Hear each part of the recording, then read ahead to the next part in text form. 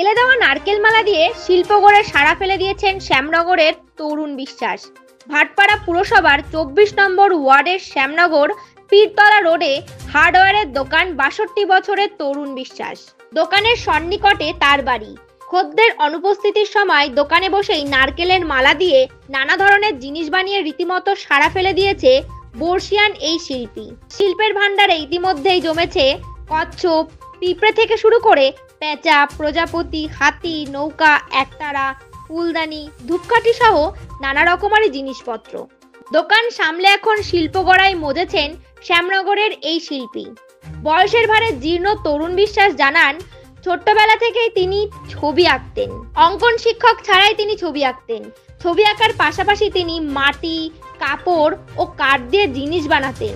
পরবর্তীকালে নারকেল মালা দিয়ে তিনি চায়ের কাপ, প্লেট বানাতেন। সেগুলো তিনি এলাকায় আগত সাধু সন্ন্যাসীদের উপহার হিসেবে দিতেন। ইদানিং তিনি নারকেল মালা কুড়িয়ে কিংবা কারো কাছ থেকে সংগ্রহ করে তা দিয়ে পশু, পাখি ও রকমারি জিনিস বানিয়ে নিজের দোকানে রাখছেন।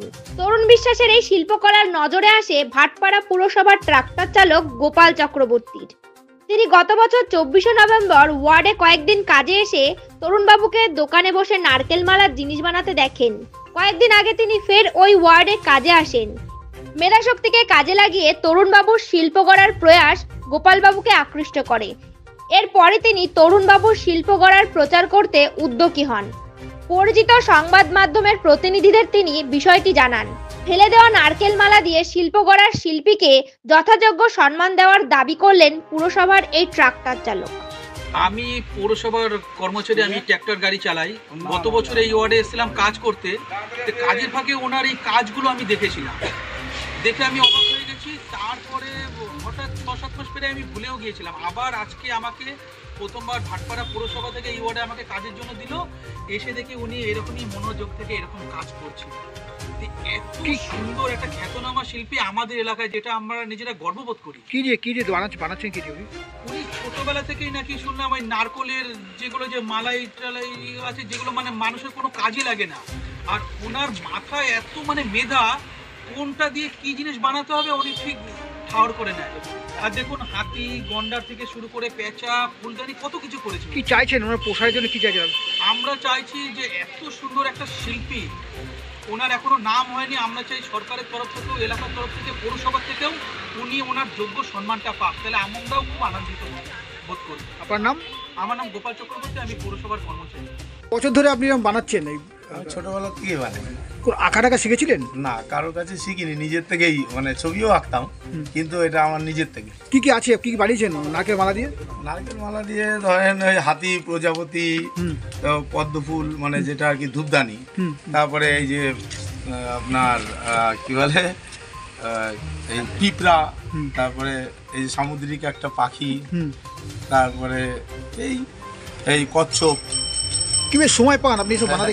সময় পান দোকানদারির ফাঁকে ফাঁকে। সবসময় তো মানে দোকানের মাঝখানে একটু অনেক খরিদ্দার যখন থাকে না, সেই সময়টা বসে বসে করি। কেমন লাগে বানাতে কেমন লাগে? এটা আমার একটা ভীষণ শখ, এটা একটা নেশাও বলতে পারেন। কিভাবে পারছেন? আপনি তো কোনো শেখেননি কোথাও এই শিল্পকলা, তবুও পারছেন কিভাবে? এটা হয়তো জোরটা পাচ্ছেন কোথায়? জন্মগত প্রতিভা বলতে পারেন।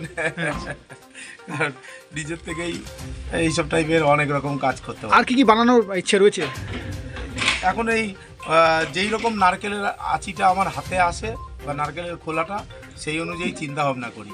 মানে যে এইটা দিয়ে এইটা হতে পারে। যেমন দেখেন এইটা আসলো, এটা দিয়ে ভাবলাম এটা একটা হরিণের মাথা হবে। তার জন্য এই সবে একটা শিং লাগিয়েছি, এইখান থেকে আবার ডালপালা বেরোবে, তারপরে কান হবে, চোখ হবে। এটা দেখলাম এই যে ফেসটা যা আছে, এটা যদি একটা হরিণ করি খুব সুন্দর লাগবে। এইরকম চিন্তা ভাবনার উপরে হয়। নিজে চিন্তা ভাবনা থেকে বানাচ্ছেন? আপনার নাম? আমার নাম তরুণ বিশ্বাস। জায়গার নাম? এটা 96/5 পীরতলা রোড, পোস্ট শ্যামনগর। ছাত্র সংগঠন? হ্যাঁ, ছাত্র সংগঠন।